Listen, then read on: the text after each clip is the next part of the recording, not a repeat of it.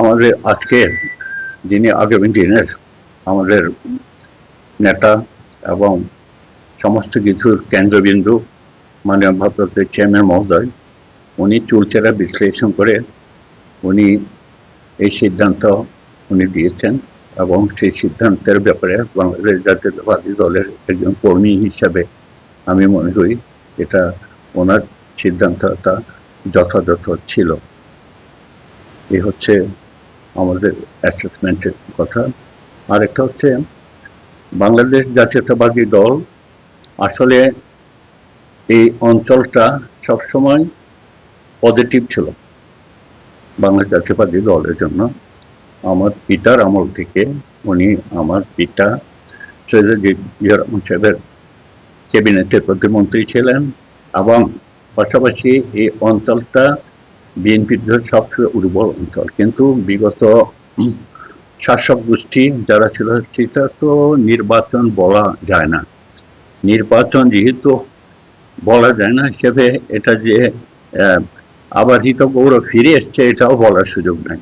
সুতরাং আমরা যেটা মনে করি আগামীতে বাংলাদেশ জাতীয়তাবাদী দল সর্বক্ষেত্রে ঐক্যবদ্ধ এবং 183টা সেন্টার যেগুলো আছে সকল জাতিসত্তা সবাই মুখিয়ে আছে বাংলাদেশ জাতীয়তাবাদী দলের পক্ষের ধানের প্রতীকে ভোট দেওয়ার জন্য।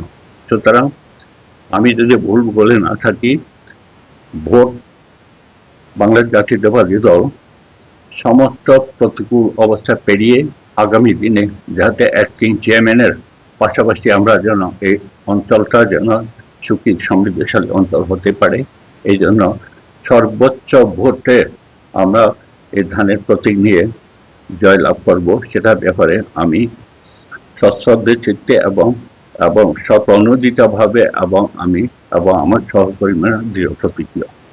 পাশাপাশি আমরা যারা এখানে আছি সমস্ত দিকে আমি পিছিয়ে পড়া জনগোষ্ঠী, স্পেশালি আমরা একাডেমিক্যালি অনেক বেশি পিছিয়ে আছি, স্পেশালি হেলথের দিক দিয়ে অনেক বেশি পিছিয়ে আছি।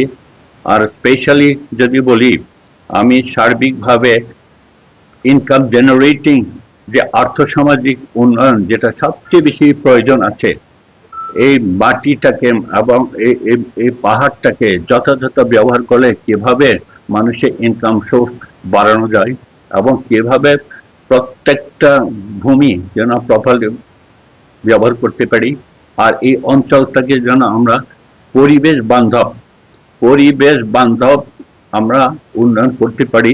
এবং সেটা হচ্ছে আমাদের চিন্তা চেতনা এবং সবকিছু নির্ভর করবে আমাদের টিম ওয়ার্কের মাধ্যমে। আমরা বৈষম্যকে রাখবো না, যেহেতু সকল জাতিসত্তার ব্যাপার, এখানে প্রত্যেকের অধিকারটাকে আমরা সুনিশ্চিত করে কিভাবে একসাথে তালে তাল মিলিয়ে যেন বৃহত্তর পার্বত্য জেলার এই অঞ্চলটাকে আমরা সমতল ভূমির পাশাপাশি যেন সমান্তরালভাবে আমরা আমাদের পিছিয়ে পড়া স্টেপিংটা যেন আমরা এগিয়ে নিতে পারি, সেই ব্যাপারে আমি এবং আমার সহকর্মীরা সবাই দৃঢ়ভাবে আমরা প্রতিশ্রুতিবদ্ধ।